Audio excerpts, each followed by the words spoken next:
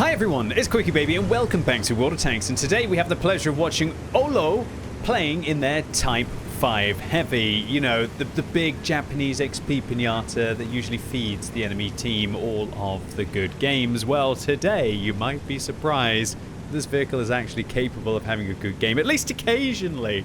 But, you know, good games in this tank, they're just really not meant to happen. So sit back, relax, as Olo is going to show you. Sometimes you just got to be large to be in charge of the situation. Well, just how Olo is going to manage it, well, you're just going to have to wait and see about that.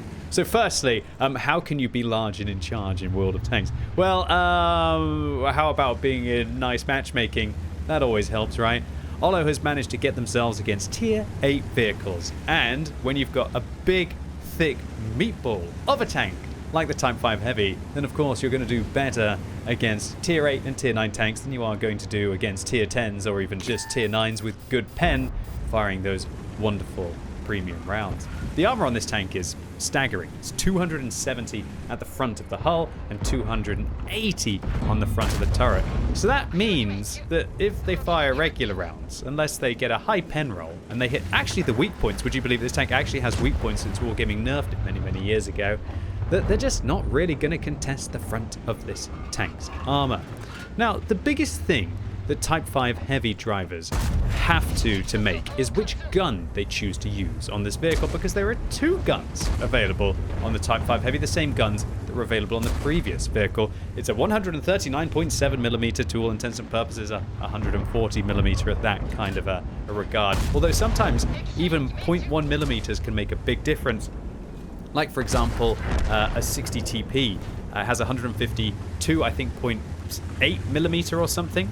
And then that means that it can actually overmatch the side of an FV215B or even the roof of a Super Conqueror, which is not actually meant to. And I think there's some kind of a rounding error in World of Tanks. I have to do like a full investigation into that and to ask Wargaming what is going on with it in that regards. So the other gun that you can use on this vehicle is a big old derpy gun, like a 152mm on this tank. And the alpha damage of that gun is staggering. If you manage to pen the high explosive rounds, you're hitting for 900 damage every shot. The issue is the gold rounds on that HE to be able to do that massive 900 damage. You've only got like 180mm of pen or 192mm of pen. That is not a lot. That's less than the pen on a BZ-176. Not just less, substantially less than on a premium tank at tier 8. And when you're playing at tier 10, you're going to not get into those lovely juicy matchups like the BZ-176 will. And so accordingly, the derp gun on this vehicle, even though Wargaming did change it so it has the opportunity to fire armor-piercing rounds unlike it used to back in the day, it's just really not going to cut it. You can use the armor-piercing rounds on that tank to be able to overmatch vehicles, but the armor-piercing rounds I think only have about 670 or 680 alpha damage. And so what's the point of having all of the disadvantages of having the longer reload, the worse damage per minute, worse aim time and accuracy, if you can just use the 140mm like Olo is using here and still hit for 600? I don't know about you, but 600 with better gun handling, accuracy, and aim time sounds like a much better deal than just having 670. Although you do lose that flexibility of having those pretty nice HE rounds against medium armored tanks with those 900 alpha, and you only have 70mm pen and 770 alpha damage on the HE shells on this vehicle. So not great within that regard, especially compared to something like a 60 TP or an E100, which you consider the other super heavy vehicles that are similar to this. So the Type 5 Heavy, it used to be back in the day crazy OP, because I think it had 1,400 alpha damage or something crazy on its premium HE rounds. And with the way that HE used to work back in the day, you didn't even need to penetrate to still do substantial amounts of damage. The funny thing is that even when the Type 5 Heavy was overpowered like that, it still wasn't that crazy OP, honestly. It wasn't really achieving too much. It was very annoying to play against when it would just keep hitting you for 400, but considering how long the vehicle's reload was and how easy of this much of a pinata of this tank is, especially against premium rounds, that, you know, most people looked at Type 5 Heavies as a big snack. Now they're just looking at it as a big snack without the threat of those HE rounds punishing you. One thing I love to see in this replay, and this is one of the reasons why, you know, this isn't meant to happen. Do you see the kind of like equipment and consumables that Olo is using here? They're using a premium fire extinguisher, so they're not even using a food consumable that would cost them 10 to 20,000 credits per game. They're using standard repair kit, standard med kit, and standard equipment on this tank, and it doesn't even look like they've managed to unlock the second field mod bonus slot on this tank.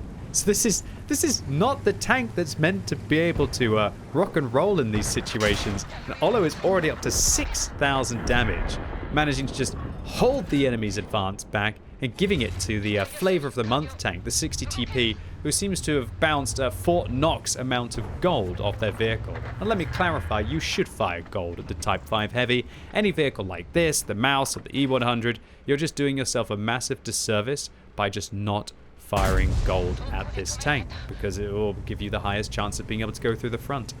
Of course, if you've got the side or the rear, pepper it with AP rounds. And the actual weak point on the side of the Type 5 Heavy, not a lot of people realize, is actually here, where there's no space protection, and you only have to get through like 160 millimeters of armor.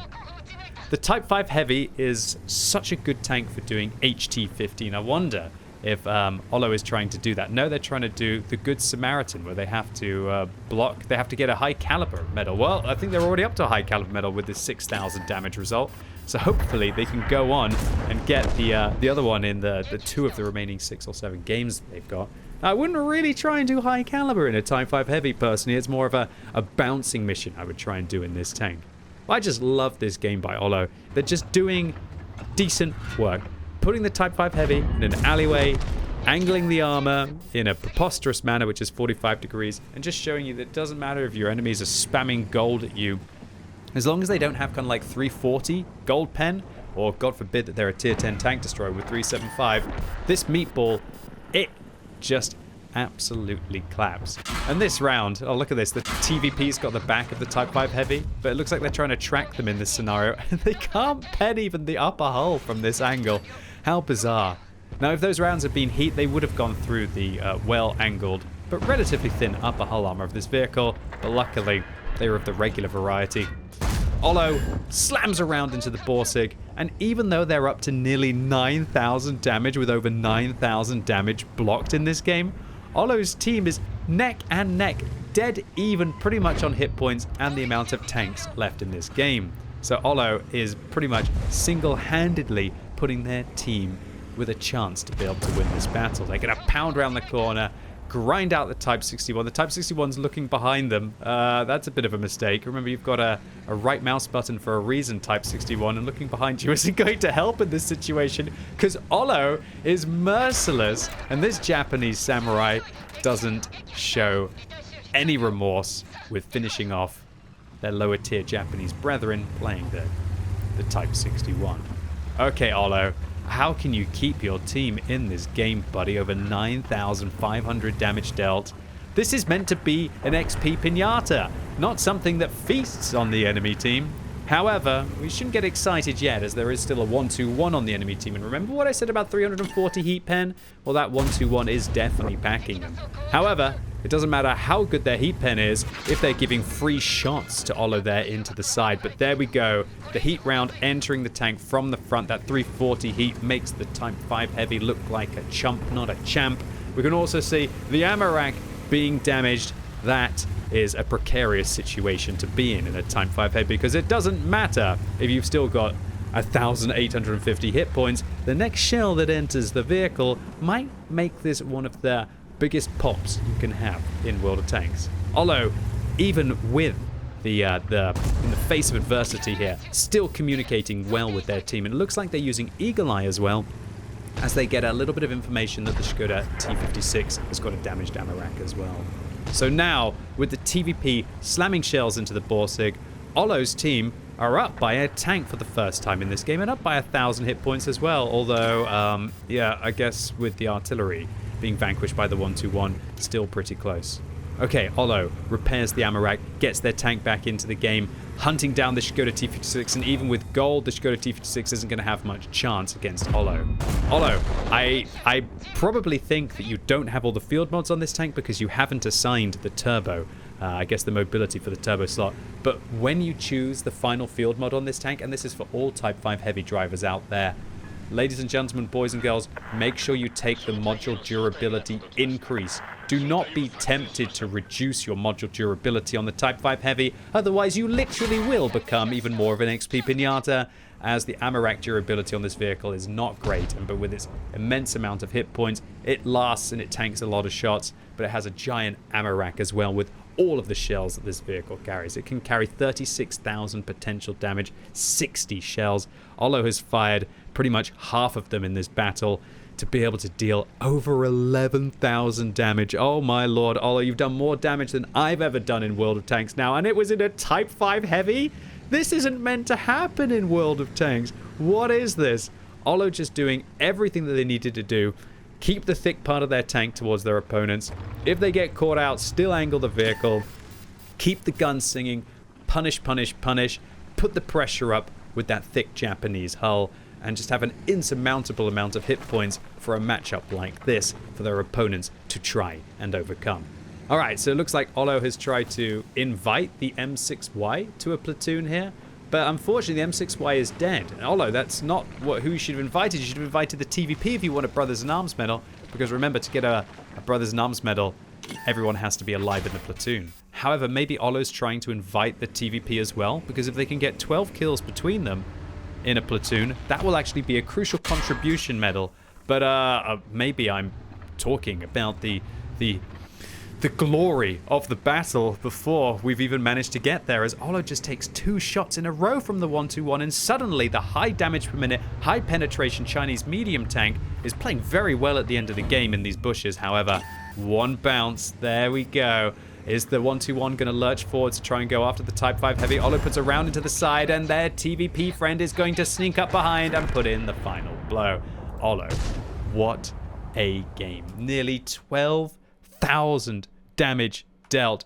This is what a Japanese behemoth is all about. And I just loved this replay. It's not a meta tank. They are not using fancy equipment. They did not use premium consumables. At least the large extinguisher didn't get used, so it doesn't count as a resupply. And in an age of reward tanks and premium tanks seemingly go around the battlefield just farming everything up in record speed, it was nice to see a slow but sturdy champ of a tank make the enemies look like utter chumps. So 1, 2, 3. Olo 321 managed to get a cool-headed medal for ricocheting at least 10 shells in a row. That's hard to do at high tier, especially against the gold rounds that the T30 and the 60 TP were singing. A Confederate medal for damaging at least 6 tanks that were subsequently killed by their allies, and that's an impressive thing to do if you're also getting 4 kills to boot. A steel wall medal, and boy was this a steel wall medal. 11,500 damage blocked, and a high caliber for near 12,000 damage, with Olo showing impeccable marksmanship, 25 shells fired, and all 25 hit, and 21 of those penned. And Olo makes a good profit, even after performing a full resupply. This was just the perfect free-to-play every player kind of game. Anyone could have had this kind of a result if they had calm, collected and cool plays like Olo did here. The Type 5 Heavy has quite a low skill ceiling, but still, if you do make a mistake in it, quite often the lack of the damage per minute can allow its opponents to overcome it rather quickly. And as soon as you get overwhelmed, it doesn't matter how much armor and hit points you have, they are soon going to be farmed up. And that's why it was so nice to see Olo just do everything right in this game and put in a hard carry in a tank that frankly isn't meant to get these kind of results. So Olo, congratulations to you on a new damage record in your Type 5 Heavy. Olo says, even though I have 40 different tier 10 tanks, I did my damage record on the Type 5 Heavy. My last record was 9,700 on the Kranvang when it was still overpowered. Well, congratulations to you, Olo, on hitting that 10k for the first time. And if you keep playing like this, I'm sure it's not going to be long till you push it even higher. So Olo, thank you so much for uploading your replay on the What Replays website and for putting QuickyBaby in the title as well so you can get my attention. I thoroughly enjoyed your replay, and I hope all of you out there did as well. If you did, give it a thumbs up. If you hated it, give it a thumbs down. And if you're watching this video as it goes live on Monday, I'm going live all day on twitch.tv/QuickyBaby with new monthly drop tokens. So you can get a whole load of unique epic styles, or even some tier 6 premium tanks just for watching the stream over the next 6 weeks. So come along right now, watch the stream, grab your tokens and spend them in the store so you can get premium tanks and styles for free. And if you've never taken part in the monthly token store, there's always new drops on Mondays and Fridays starting from 2 o'clock UK time. So really looking forward to seeing all of you live right now on twitch.tv/QuickyBaby, where I can start to distribute loot for you. And once again, a massive thank you to Wargaming for making this possible. It's crazy generous of them for me to be able to give away like tens of thousands of premium tanks every month. And as always, thank you so much for watching. You've been epic, and hopefully I'll see you soon.